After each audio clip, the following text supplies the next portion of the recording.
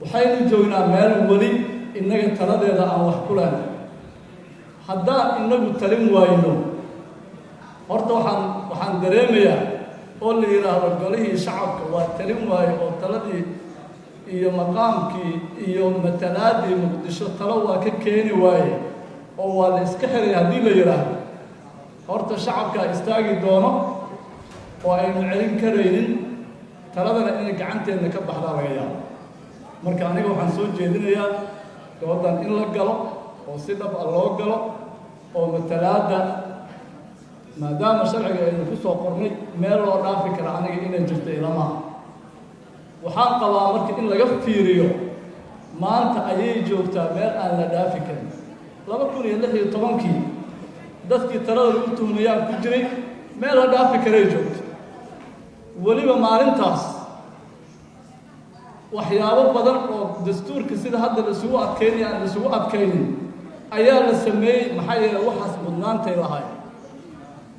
markii la kala badinayay dowlad goboleedyada loo kala badinayay asbaabo dib u heshiisiin ku jirtay oo mudnaantaas keenay aad jirto dadkuna ma dhihin dastuurka kuma jirta saan lama yeeli karo lama dhihin waa loo sacbinayay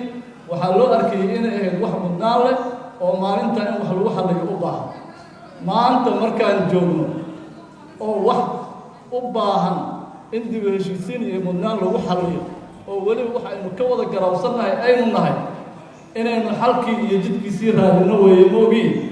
inaynu caqabadihii iyo mashaakilkii iyo wixii waxaa looga hortegi lahaa inaynu ka shaqayna ma aha soomaalinimadana ma aha